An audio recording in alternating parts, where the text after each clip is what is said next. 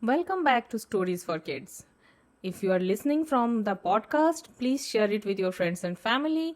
Watching this on my YouTube channel, please subscribe if you have not done till yet. And watch all the episode carefully and you can watch it again and again. So now you are reading Panchatantra series and we have already 2 episodes. You can go back and check those 2 episodes. So today we'll start our first story with The Curious Monkey and the Wedge. Once upon a time, a merchant decided to build a temple and hired workers.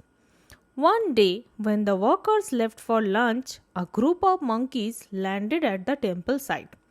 They began playing with everything that they saw. One of the monkeys saw a partly sawed log of wood lying in a corner. It had a wedge fixed in its center so that it did not close up. Curious to know what the wedge was meant for, the monkey began furiously tugging at the wedge. It heaved and tugged at it with all his might. At last, the wedge came off, but not before trapping the legs of the monkey in the left rift of the log. The monkey could never extricate his legs out of the closed wood. Finally, the trapped monkey was caught and beaten by the workers.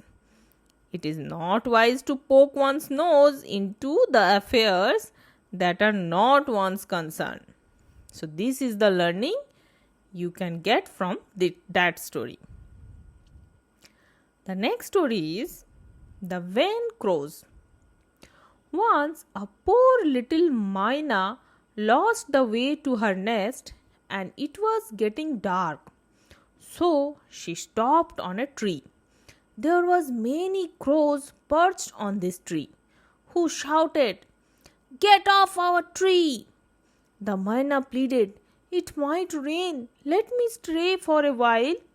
But the crows wouldn't listen. At last, the myna flew to another tree where she found a cavity to rest in comfortably. And one day there was this huge hailstorm and heavy rain. Many crows were hurt and some even died. When the weather calmed down, the myna came out and started to fly home.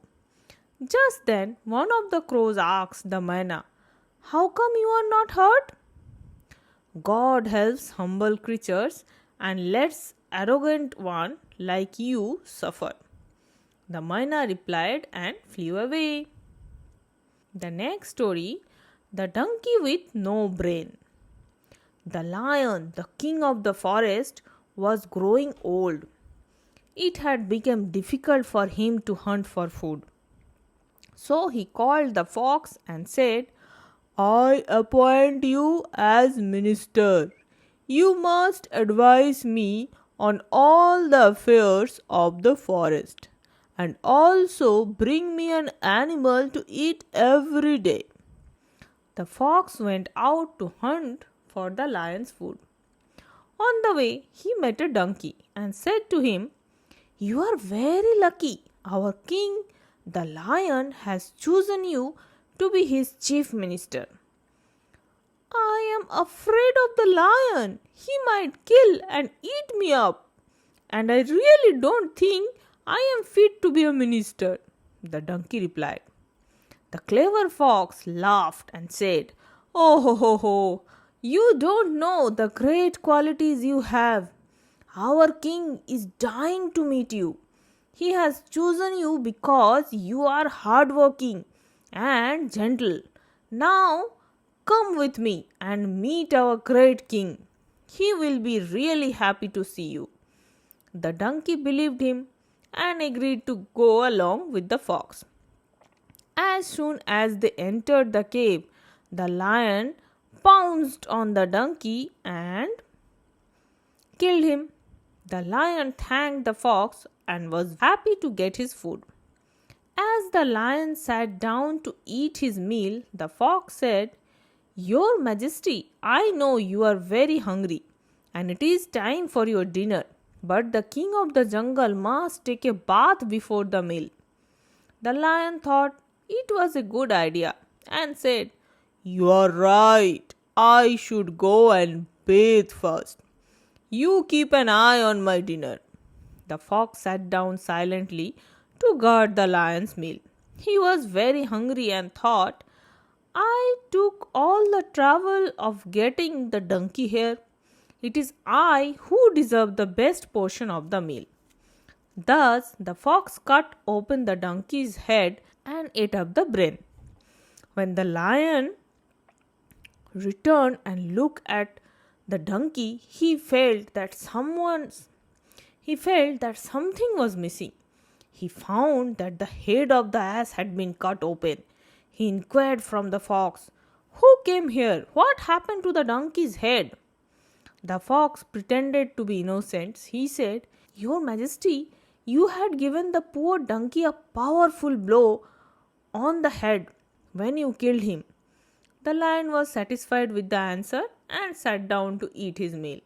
But suddenly he shouted, "What happened to the donkey's brain? I wanted to eat the brain first." The clever fox smilingly replied, "Your Majesty, donkeys do not have a brain. If this one had any, he would not have come here to become your meal." The next story is The Scholar and the Lion. In a small town, there once lived 4 scholars who were also great friends. 3 of the scholars were very well read and clever, but the fourth one, while lacking in bookish knowledge, was rich in common sense. One of the scholars remarked to the others, "If we go to the courts of great kings, our wisdom will earn us fame and fortune." The others immediately agreed and they set out on the journey. On the way, they came across the skin and bones of a dead lion. The first scholar said excitedly, "Let's test the power of our knowledge. Let's try and bring this dead lion back to the life. I can put together its skeleton perfectly. I can fill the skeleton with the flesh and blood," boasted the second scholar. "I can give life to its body so that it become a living creature again," said the third scholar.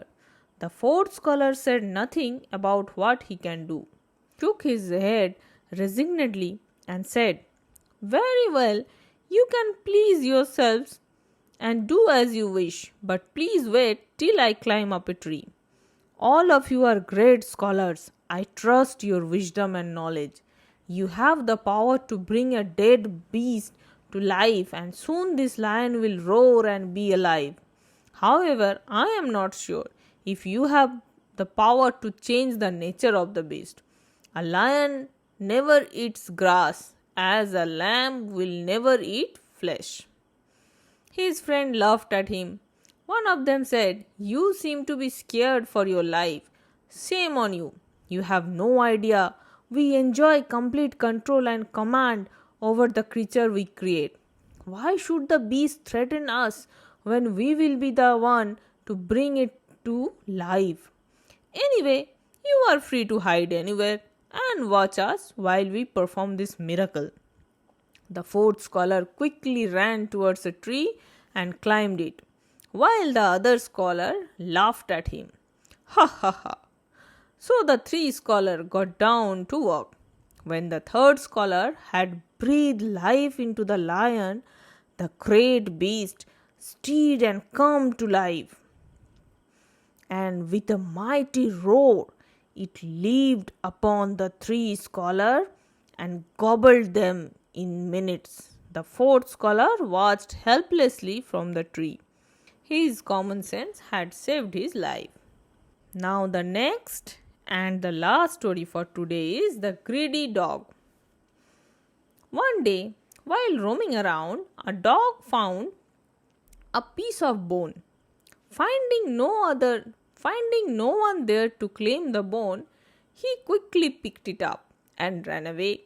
He then looked for a calm and quiet place to chew the bone. He came across a river with a wooden bridge and began crossing it.